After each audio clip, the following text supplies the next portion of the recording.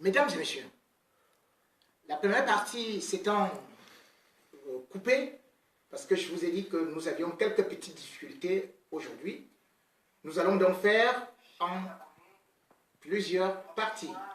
Donc c'est pour cela que je vous dis, dans quelques instants, nous allons encore engager la deuxième partie et qui va concerner, bien sûr, la suite du gouvernement, avec déjà, attendez, de l'autre côté là, le technicien est en train de regarder. Je vous reviens, vous regardez, vous restez à l'écoute.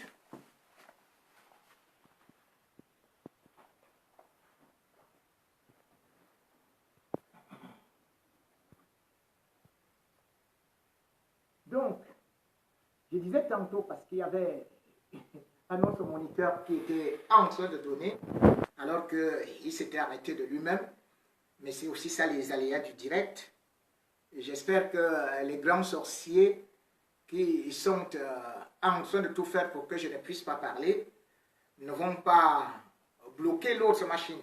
Et de toutes les façons, je suis décidé à aller au bout de mon topo, tout comme je vous promets que chaque fois qu'il y aura des événements, je ne manquerai jamais à mon devoir de vous informer. Je ne manquerai jamais à mon devoir de prendre position.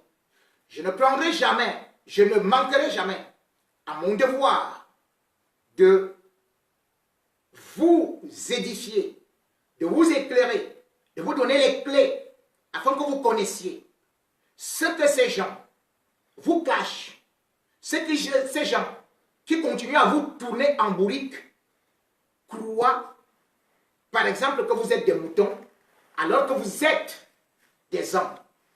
Je dois continuer mon travail d'éducateur et aussi de dénonciateur.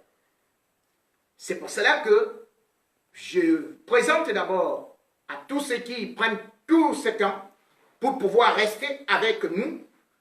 Je leur présente toujours mes excuses lorsqu'il y a des inconvénients, mais sachant que cela ne vient pas de moi, mais des moyens techniques que j'essaye d'utiliser pour pouvoir vous édifier. Je parlais tantôt du ministre Issa Chiroma, qui donc aujourd'hui est devenu ministre de l'emploi. Y a-t-il un emploi qu'il va donner à des gens au Cameroun? Mais le seul emploi au Cameroun, c'est être ministre. Puisque tout le monde, les ministères sont déjà pleins. Comme j'ai dit, nous battons le record de 70, je dis bien 70 ministres qui ne servent à rien, dont l'incompétence est avérée et qui sont incapables de faire quoi que ce soit. Il y a des gens qui m'ont écrit, regardez, la nouvelle ministre, vraiment, il faut la laisser, celle qui vient de Banganté, elle travaille beaucoup. Madame Cortés, ça me fait rire. Qu'est-ce qu'elle travaille? Banganté a le TGV? Banganté a combien d'opéras? Banganté a des conservatoires? Banganté a quoi? Le seul remerciement et la seule compétence qu'elle a eue, c'est de bourrer les urnes, de voler les urnes, de partir avec. Après avoir eu à brandir Ségolène Royal comme un trophée, preuve du néocolonialisme, preuve du fait que c'est des gens qui sont même incapables de pouvoir rendre l'Afrique indépendante. Et c'est ça que vous appelez les ministres entrants, les ministres qu'il faut féliciter, les ministres qui travaillent. Allez voir ce qu'on appelle travailler dans une ville. Allez au Rwanda. Allez en île Maurice. Allez au Kenya. Allez au Ghana. Allez voir ce que ça veut dire être ministre ou ce que ça veut dire être maire. Vous me dites qu'elle sait travailler et tout et tout. Mais les ministres ne savent pas travailler, c'est une bande d'incompétents. La preuve, voilà une canne qui a été retirée. Mais personne n'a été sanctionné. Tout le monde a été promu. Et je peux déjà vous dire, c'est une certitude. Le Cameroun ne va pas organiser la CAN 2021. Puisque la logique dit que on ne change pas l'équipe qui gagne. Mais la logique dit aussi, on remplace l'équipe qui perd. Donc une équipe qui perd a été reconduite. Mais c'est extraordinaire ce qui se passe au Cameroun. Donc, ils ont échoué pour l'organisation de la CAN. Et Paul lui a dit qu'il prend acte du glissement de la date. Mais ce glissement, voilà donc les Comores qui viennent de saisir le TAS, le tribunal arbitral du sport. Et ce tribunal arbitral du sport ne pourra pas laisser la CAF donner la CAN au Cameroun. Ce n'est pas possible. Et deuxième des choses, ça risque d'être beaucoup plus sérieux. Puisque les Comores posent leur requête sur le fait qu'il faut même disqualifier le Cameroun. Parce que les textes de la CAF que j'avais déjà eu à énumérer, c'est-à-dire que l'article 92 des statuts et règlements de la CAF dit que lorsque la CAF, le comité exécutif de la CAF, vous retire la CAN, vous êtes disqualifié pour cette compétition et pour les 2 prochaines éditions, plus une amende d'1 million. Mais c'est la loi. Mais si Ahmad, voulant faire des démarches politiciennes et politicardes, a voulu mettre Paul Biya dans la sauce en l'abominant, en lui disant que je fais un glissement de date et que je vais vous offrir la CAN 2021, cela ne se fait pas selon les règlements de la CAF, puisqu'il faudrait bien que le Cameroun puisse encore poser une autre candidature. Et il y aura des candidats. Et il faudrait qu'il y ait une évaluation. Comment est-ce qu'ils vont faire avec cette équipe d'incompétents? Et deuxième des choses, la requête des Comores devant le TAS. Mais les Comores risqueraient malheureusement avoir raison. Et le Cameroun risquerait de bel et bien être non seulement disqualifié pour la compétition 2019, parce qu'il faudrait des sérieux arguments pour que la CAF puisse continuer à maintenir le Cameroun, mais aussi, il faudrait savoir que pour l'édition 2021 et même 2023, le Cameroun doit être disqualifié selon la loi, selon les textes. La loi, c'est la loi. C'est pas comme les petites machineries que Paul Biya peut bricoler au quartier. Et sans pour autant oublier que Ahmad, c'est un mandat. Et puis lui-même, il doit aller encore à l'élection. Ce qui signifie que ce qu'il dit maintenant n'est pas comme une parole biblique. Ça peut changer. Parce que lui-même, il doit aller à l'élection. Et ce n'est pas lui qui décide de quel ou tel pays qui doit organiser la CAN, parce que c'est le comité exécutif au vu des éléments qui seront présentés. Et la Côte d'Ivoire, qui a déjà aussi saisi le TAS, qui a dit c'est une décision qui est irrégulière, qui ne répond sur aucun critère ou sur aucun fondement juridique, eh bien, la Côte d'Ivoire veut bien et va conserver sa CAN. De toute façon, la Côte d'Ivoire a jusqu'en décembre 2020. Puisque la CAF ne peut pas retirer la CAN à la Côte d'Ivoire avant toutes ces missions d'inspection. En ce temps, Paul Biya vous dit glissement. On va glisser, glisser, glisser. Jusqu'à la Guinée. Donc, quand vous voyez ces gens, la réalité, c'est qu'eux-mêmes ne croient plus. Vous voyez, ils entassent les ministres. Ils entassent les directeurs généraux. C'est quoi? C'est pour piller. C'est pour piller les caisses de l'État et s'en aller parce qu'ils savent que c'est la fin. Vous vous rendez compte? Un directeur d'une société au Cameroun touche plus que Donald Trump. Oui, Donald Trump, c'est 400 000 $ par an, le salaire. C'est-à-dire que c'est 18 millions par mois. Mais un ministre, pas même un ministre, un directeur, je vous prends.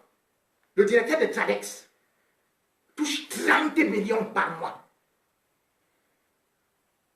Le directeur de la Sonara touche 25 millions par mois. C'était Talba Mala. Le directeur de la CNPS, la Caisse nationale de prévoyance sociale, qui est le neveu de Paul Biya, il touche 25 millions par mois. Je vous dis que le président des États-Unis touche 18 millions. Le pays le plus puissant du monde.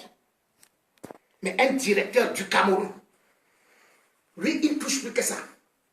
Cela veut dire que les gars, ils sont en train de faire un braquage pour s'en aller. Parce que c'est la fin des temps. Il y a la guerre anglophone. Dans les deux régions anglophones.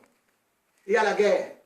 La Damawa est actuellement totalement déstabilisée. L'Est est déstabilisé. L'extrême nord est déstabilisé. Mais il reste quoi? Ces gens sont comme des souris. C'est pour ça qu'ils se sont serrés. Parce qu'ils savent que le Cameroun est en train de couler comme le Titanic. Ils ne peuvent pas redresser le Cameroun. Il n'y aura jamais d'émergence en 2035. Un gouvernement qui veut l'émergence, première des choses, c'est d'abord les coupes budgétaires. C'est d'abord la réduction du train de vie de l'État. C'est la lutte contre la corruption avec la promotion de la bonne gouvernance. Mais là, c'est la promotion de l'individualisme, c'est la promotion du népotisme, c'est la corruption de la gabegie, c'est la promotion de l'inertie. Mais on va aller où avec ça? Parce qu'ils savent qu'aujourd'hui, ce Cameroun qu'ils ont mis à feu et à sang, en guerre, ce Cameroun est en train de péricliter.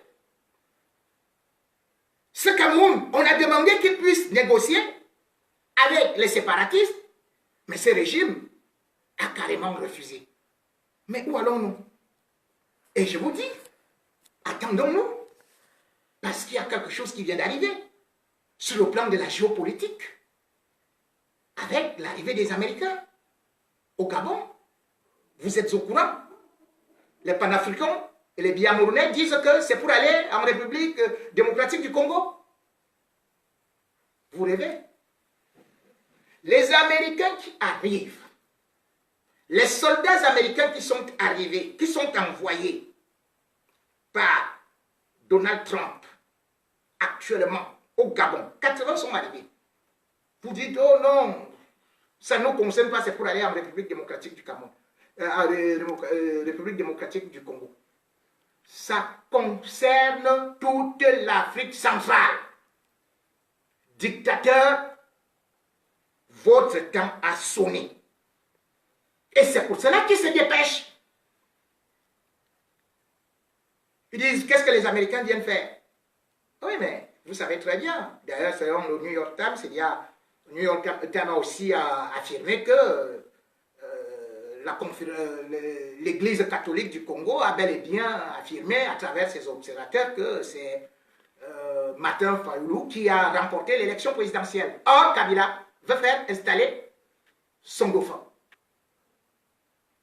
Certainement, il y aura, comme d'habitude, des manifestations, des tirs là-bas. Et qu'est-ce que les Américains vont faire? Les Américains vont sauter sur l'occasion. Parti. Messieurs, réveillez-vous.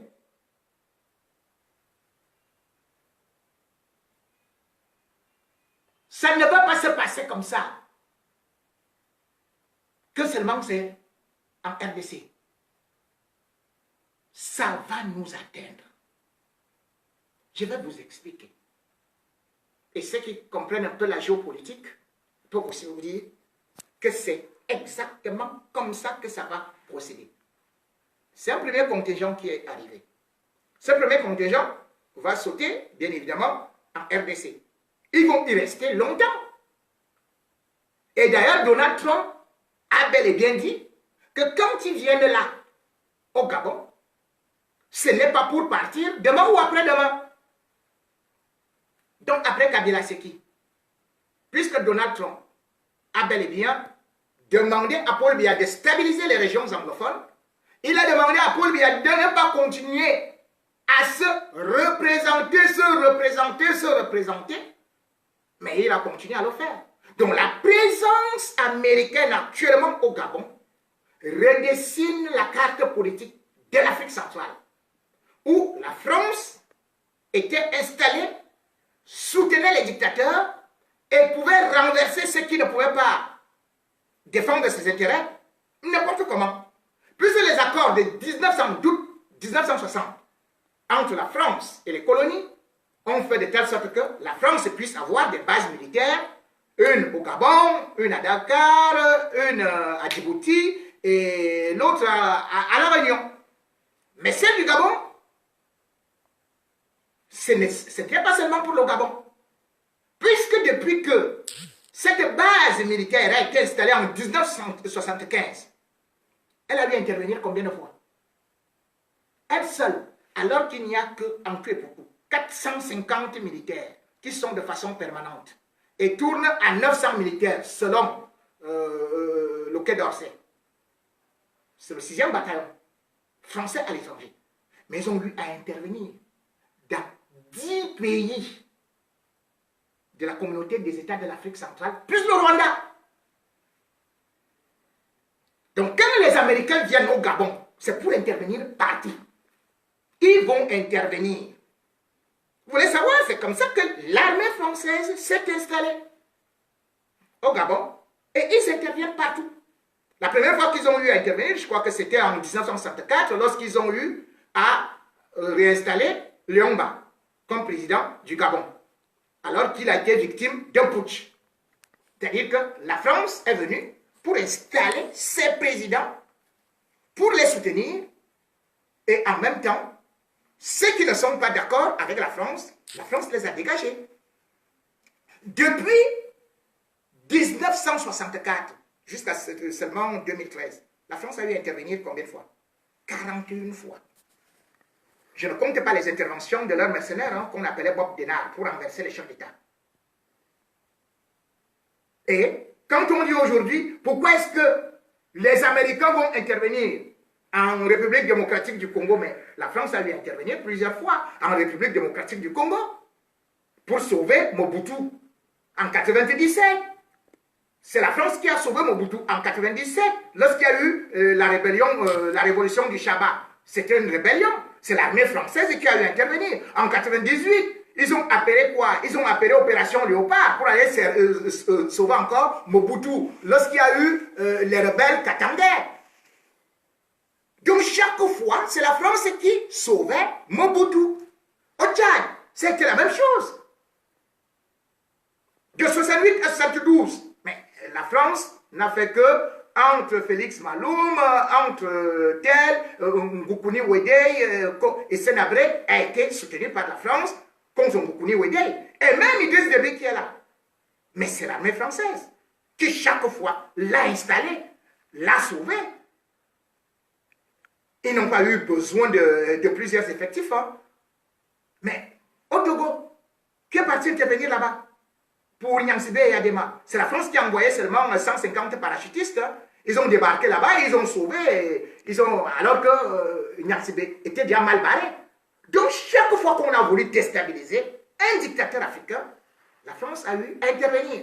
Mais chaque fois qu'un dictateur africain l'a plus arrangé, la France l'a balayé. Par exemple, vous connaissez le cas Bokassa. Ils ont balayé Bokassa. Et même ceux qui ne sont pas des dictateurs, vous connaissez par exemple en Côte d'Ivoire, la France a eu intervenu combien de fois? En 1999 avec l'affaire Conan Bédier, après cela c'est en 2002, allez, c'est là où ils ont commencé l'opération Licorne. Opération Licorne 2004, allez hop, ils ont bombardé les aéronefs de l'armée ivoirienne, de Laurent Gbagbo, parce qu'ils voulaient déjà que Laurent Gbagbo parte. Et ils ont réussi à le faire. Puisque par la suite, ils vont installer Ouattara. C'est l'armée française qui va le faire. Qui va installer Ouattara. Donc, c'est comme ça. En envoyant, ils ont envoyé 4000 hommes. En disant que c'était des hommes qui devaient jouer interface entre les rebelles et l'armée régulière. Mais la suite, on la connaît. Quand on essaie de regarder, que ce soit en Libye et tout, l'armée française a eu un rôle prépondérant. Et maintenant, Donald Trump dit, il est temps que j'arrive en Afrique. Et ce n'est pas maintenant que l'armée américaine est là. Il faut savoir que c'est un problème, une carte géopolitique qui a été tracée depuis au moins une dizaine d'années, voire une quinzaine d'années, et qu'aujourd'hui Donald Trump ne fait que suivre, puisqu'il y a des intérêts énormes en Afrique. Et les gens, vous croyez que c'est 80 militaires seulement américains qui arrivent? Mais vous êtes à côté de la plaque. Les États-Unis sont en Afrique la seule base qu'ils détenaient, c'est à Djibouti. Et je peux vous dire que l'avenir de l'Afrique se joue à Djibouti. Parce qu'à Djibouti, Djibouti appartenait à la France. Et c'est là où les Américains sont venus également s'installer. Parce que pour la petite histoire, comme il y a beaucoup de professeurs de géopolitique en Afrique, sur les plateaux télé, mais n'expliquent jamais aux Africains ce qui se passe réellement contre eux ou pour eux. Je peux vous dire, il y a les zones d'intérêt. Il n'y a que deux zones d'intérêt. L'armée américaine est arrivée à Djibouti il y a seulement une dizaine d'années. Mais c'est la France qui était là-bas en 1862. Et la France a installé sa base militaire à Djibouti en 1962, c'est-à-dire un siècle après. Djibouti est pourtant devenu indépendant en 1977. Mais c'est là-bas où il y a le plus gros contingent de l'armée française, c'est-à-dire le 5e bataillon. Ce n'est pas le Bima qu'on vous présente là en Afrique centrale. Hein. C'est-à-dire que les renforts qui viennent souvent, ça vient de Djibouti, où il y a 1700 éléments.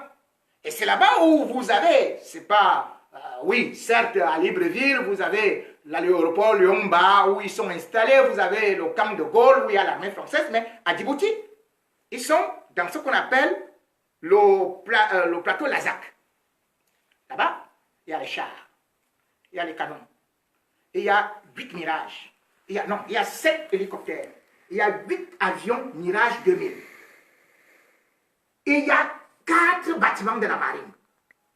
Donc, à partir de là, ils ont une influence énorme quand ils doivent venir intervenir en Afrique centrale. Ils partent de là. Et à partir de là, c'est cette influence-là que les Américains ont d'abord voulu anesthésier.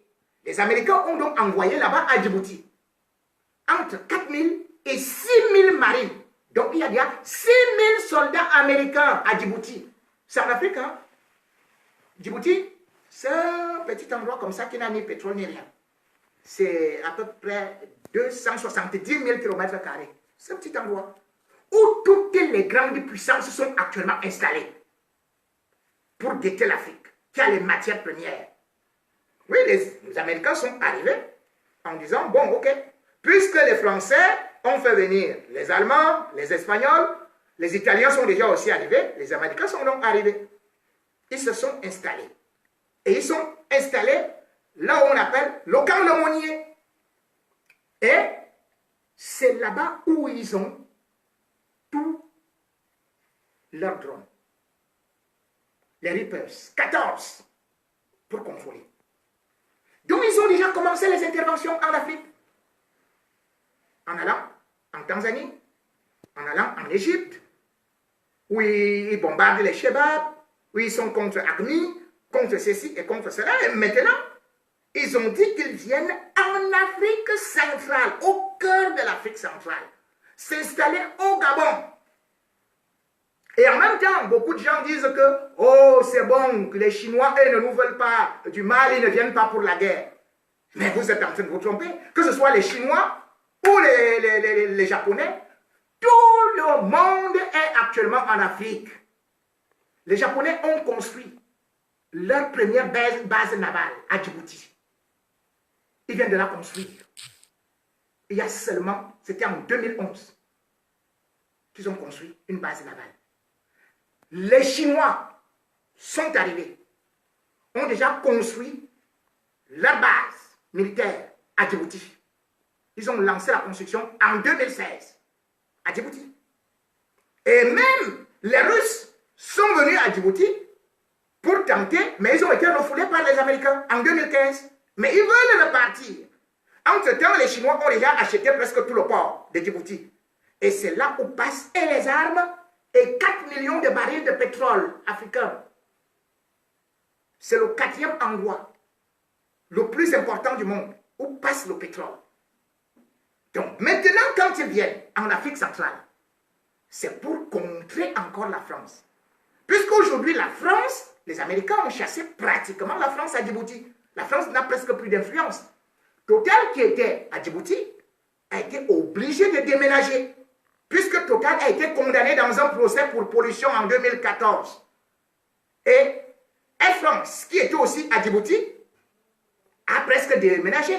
Même pas presque, ils ont déménagé, ils ont maintenant une seule desserte par semaine. Pour vous dire que je vous amène à Djibouti avant de vous ramener en Afrique centrale. Cela veut dire que les Américains ont commencé à prendre la partie la plus importante. Cette fois-ci, ils viennent donc en Afrique centrale pour rebattre les cartes politiques. Et ce n'est pas la France ou Omar Bongo ou Ali Bongo, ou plutôt Ali Bongo, qui peuvent empêcher quoi que ce soit. Voilà donc ce qui se joue comme véritable stratégie, comme véritable enjeu. Là, ils sont actuellement installés. Que ce soit Biya, que ce soit Déby, que ce soit les Condé, que ce soit tel, eux tous, ils doivent actuellement se mettre au pas, comme les Kabila. Ils vont agir. Ce n'est pas les 80 militaires que vous avez vus là. Non, c'est pour vous dire que il y a 6 000 qui sont à Djibouti.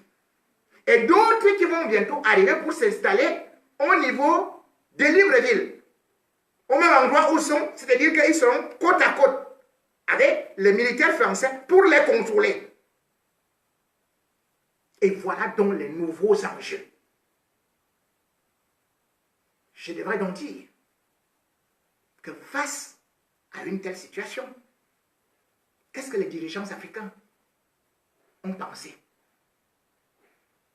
Ils ont donné plutôt le fouet aux autres pour se faire battre. Si nous n'avions pas organisé nos propres guerres, si nous n'avions pas organisé nos propres déstabilisations,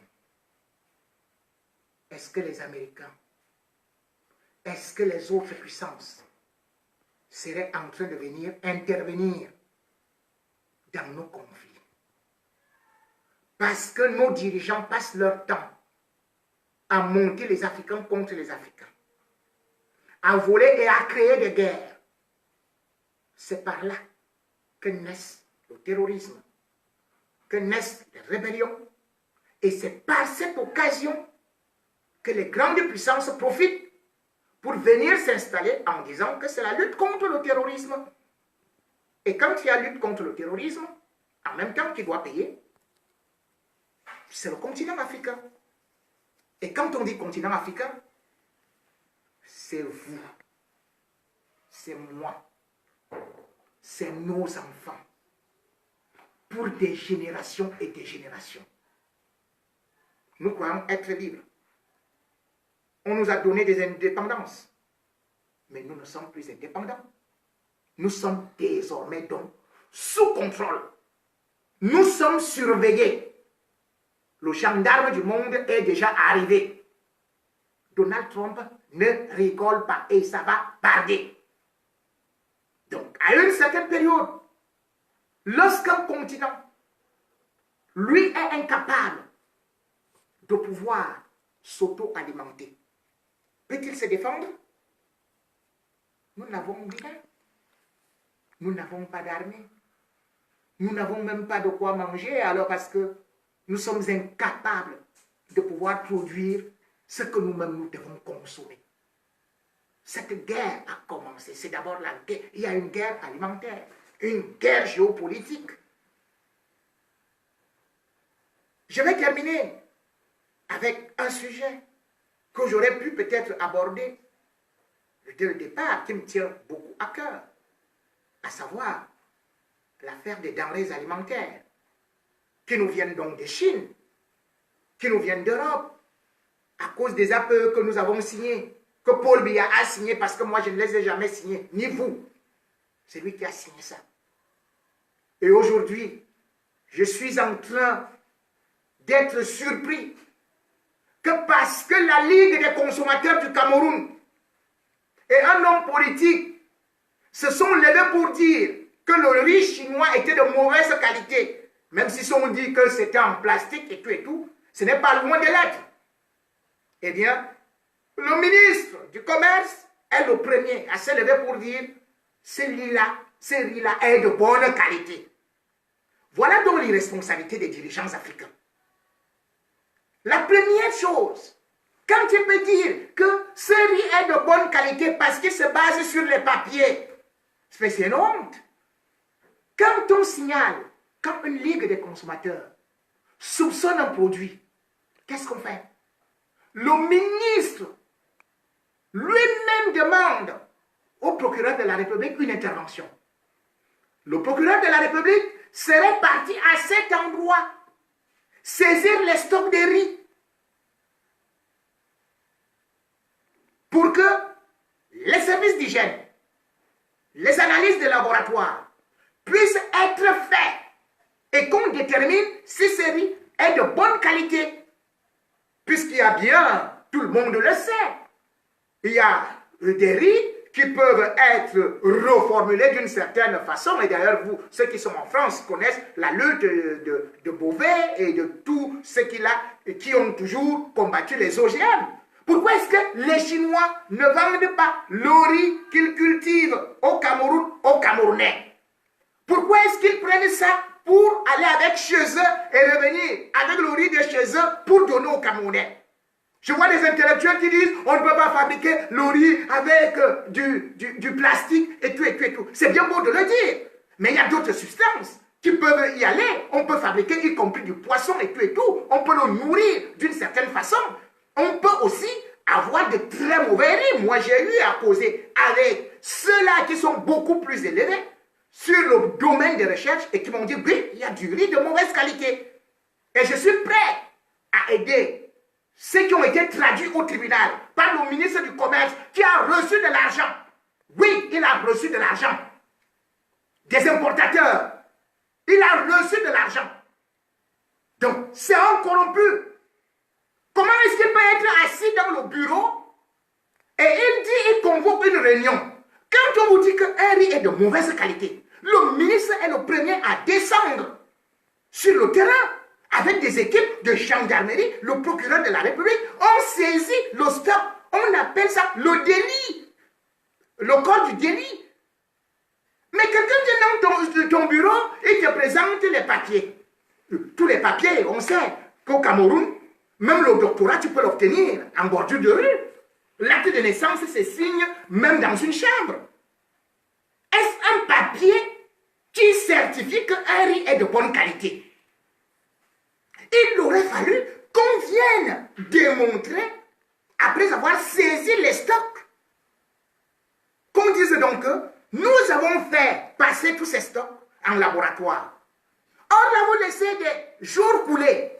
C'est-à-dire que peut-être même le stock qui est querellé, le stock qui a été testé par la Ligue de la défense des consommateurs, ce stock-là est déjà caché ou a été détruit.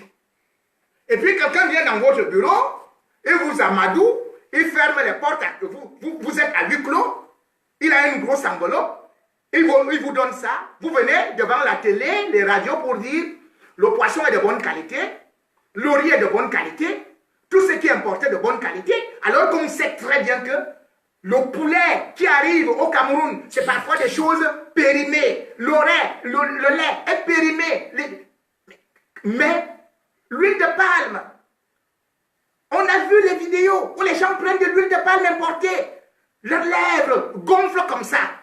Et le ministre dit que tout ça est de bonne qualité, parce qu'il y a des papiers qui certifient cela. Il a quel laboratoire pour le dire? Voilà donc comment est-ce que nous fonctionnons. Voilà donc des faussaires qu'on maintient au gouvernement. Voilà donc des affairistes, des hommes corrompus, qui tous profitent de cette dictature pour ruiner le pauvre peuple, pour tuer les populations inoffensives, pour piller. Non, ceux qui disent que les Américains viennent faire quoi en Afrique? Mais qu'est-ce que vous voulez? Puisque nos dirigeants nous tuent, plus que les Américains. Nos dirigeants nous tuent, plus que la communauté internationale. Et si aujourd'hui on continue dans nos guerres, on demande à un chef d'État africain, comme Paul Biya, négocie avec tes frères anglophones, il dit donc ce sont les terroristes. On demande à tel autre, mais on ne va pas laisser ce qui s'est passé au Rwanda. La France a laissé ça au Rwanda en 93 jusqu'à la mort d'Abiyarimana et puis il y a eu le génocide en 94. On sait ce qui s'est passé. Donc aujourd'hui, c'est un génocide qui est en train de se passer au Cameroun et qu'il faut bien arrêter. Si Biya est incapable de l'arrêter, eh bien, il y aura l'intervention des Américains. Ça, soyez-en sûrs. Ils ne vont pas laisser. Il y aura intervention. Si les dictateurs africains continuent à bourrer les urnes, continuent à bloquer les individus, à bloquer la démocratie, à mettre les journalistes en prison, à tuer les populations, mais sachez que il y aura toujours ce qu'on appelle l'intervention de la communauté internationale. Moi, je n'ai jamais été d'accord pour des interventions.